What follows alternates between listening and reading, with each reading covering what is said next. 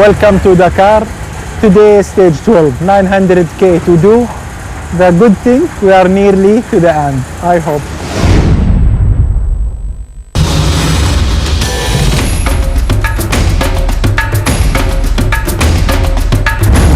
Today on the Dakar, happy days are here again. The race splashes and slithers its way through Cordoba towards Villa Carlos Paz.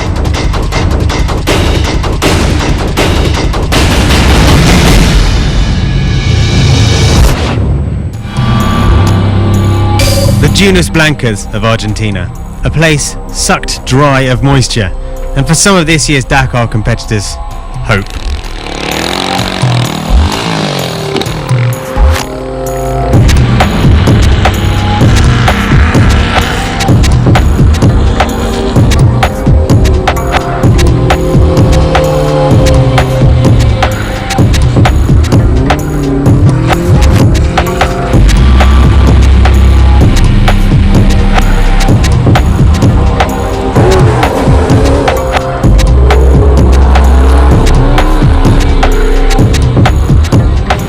So simple,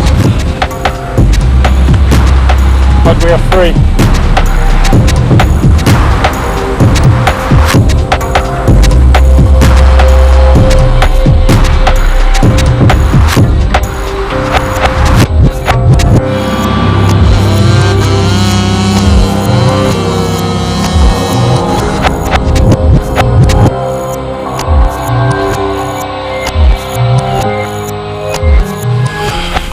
Which way do I have to go? It's very, very soft where the track is.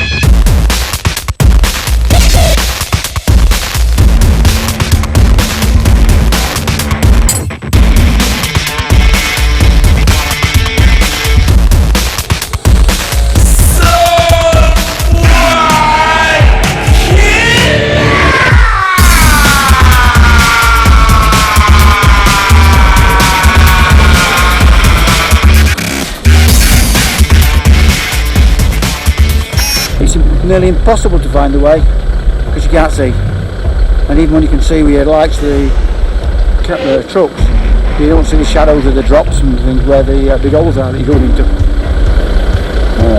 It's just not that easy.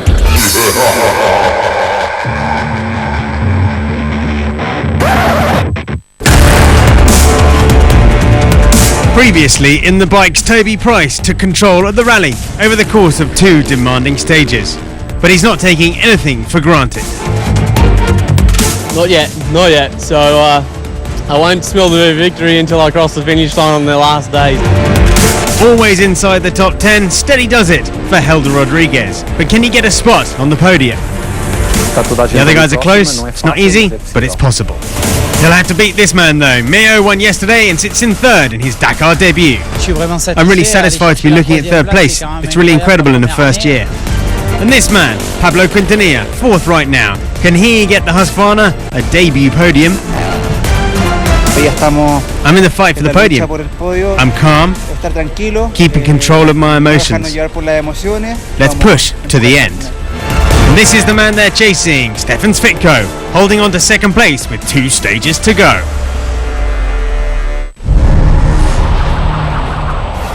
No alterations to the route today, but a huge challenge of over 900 kilometers to Villa Carlos Paz. The liaison covered about half of that in the province of San Juan, but it was only once the riders made it into Cordoba that the race would begin. And opening the road was Antoine Mio. But for the podium-placed rookie, there was a plan that was far bigger going on than flat out today. It seemed that team orders raised their head in KTM.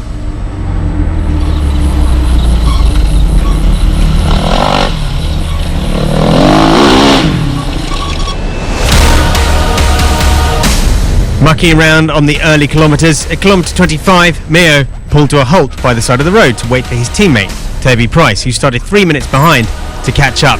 From then on, they rode as one, Mio sacrificing his time and possible podium place to ensure that Price had backup for anything that might occur in the huge stage ahead of them.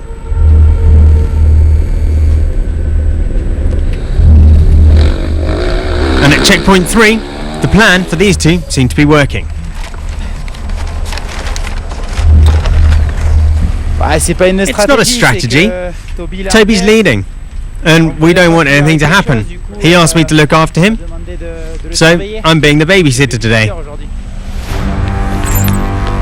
We've seen little of former Yamaha rider Olivier Pan this year. Now riding for his own team on a KTM, the Frenchman had his best day on the bike this year, running consistently inside the top 10. It's not been a strong year, but he seems to have finally found his feet on his new machine. Conversely, it's been a very strong year for this man, Stefan Svitko. Every time he's asked about his hopes for the Dakar, he laughs and says all he wants is to be on the podium. And that's what he has right now, but with others closing in, it was a tense day under the helmet for the Slovakian. But fourth today gave him just a little bit more breathing space. Far from following his teammate, Toby Price led the way, effectively opening the road most of the day. And in doing so, he gained time on every one of his close competitors to finish the special second and almost guarantee an easy day tomorrow. Conversely, Antoine Mio lost time. With 40 k's to go, he stopped by the side of the road and lost a cumulative 15 minutes. Even his teammate Price was a little confused. He's stopped in the track now, so maybe, I don't know if he had problems earlier this morning, and then I caught him, and then he got round, and then he's stuck with us for a bit, and then now he's stopped again. So I hope there's no engine problems or bike problems for him. So. There were rear brake issues yesterday and front wheel problems today for Pablo Quintanilla after a crash with a tree. Somehow, at checkpoint 4, he was still leading the day, but that crash started to take its toll and he ended the day 6th, losing 15 minutes and only holding on to 3rd by the skin of his teeth. Things went well enough for local hero Kevin Benavides, better than the tricky stages yesterday, and he made up time on Mio and Quintanilla, all but matching the time of Toby Price. A podium is still there, unless a certain number 7 Yamaha comes to ruin the party. And what a day it was for Helder Rodriguez. He made up time hand over fist on the men in front of him, despite a near miss with a cow. Ending the day 7 minutes in front of Price, but most importantly, he's now within touching distance of the podium, just 1 minute and 19 seconds behind Quintanilla. It's been a great second week after hurting his shoulder early on. It was a day when I wanted to push from the very start, and from that I had a good rhythm to the end, and in doing that I got back a lot of time on the riders in front of me. I passed Mio and Toby and kept my good rhythm to the finish.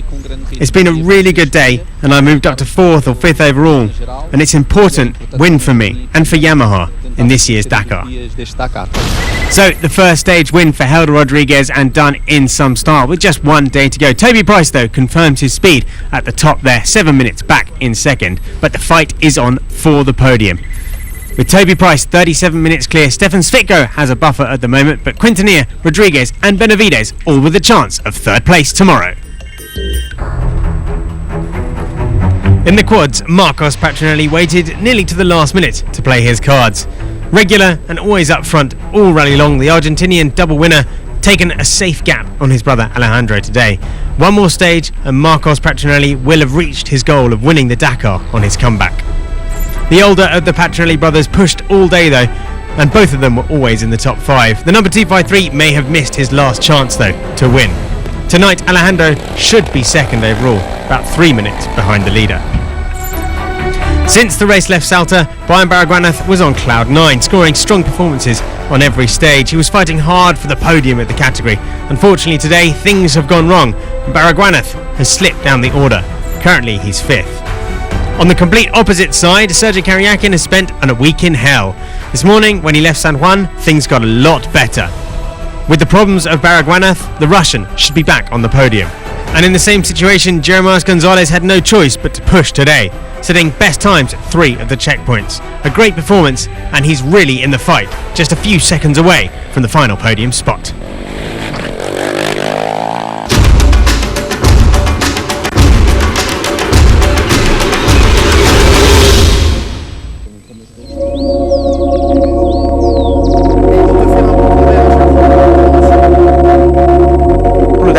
The Dakar is a big part of my life. It's something very important. It represents a lot of pleasure, a lot of joy. There's a lot of sharing with the people I've met. It has caused a lot of grief too. The adventure of the others is an adventure. Etienne Levine has been the director of the Dakar since 2004, and during the rally he spends a lot of time in the air, alongside Mark Comer, the new sporting director. His mission and his passion to look after the safety of all competitors. At that point was a mud section. The first bikes with professional riders were well prepared and trained, managed to go through, but behind. After the 70th bike, competitors were less experienced and really got in trouble. So we decided to help them in order to keep a fluid race. L'idée c'est que la course reste fluide. Allez, go! Faut les choper. We have to stop them sooner. We have to stop them sooner.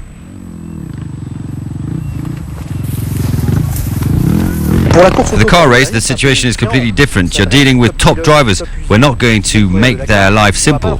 Now be ready, because we'll tell you when the first car is 10 kilometers away. We let them discover the difficulty and deal with it by themselves.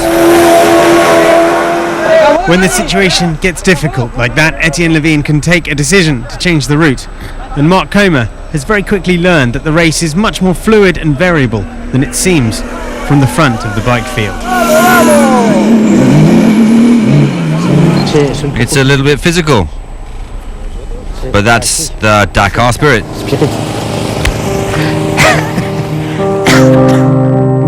On the 12th of January, the stage that looped around Belen reached a dangerous peak of temperatures. For the safety of the competitors, the decision was taken to stop the stage after CP1. Our job is to watch over them. The biggest part of the work of the organization is to make sure that the race is going well. We want the competitors to have their adventure in good conditions, but safety is a permanent obsession. Levine knows the Dakar enough to be there when the competitors need him. His presence often brings with it a feeling of safety in difficult times.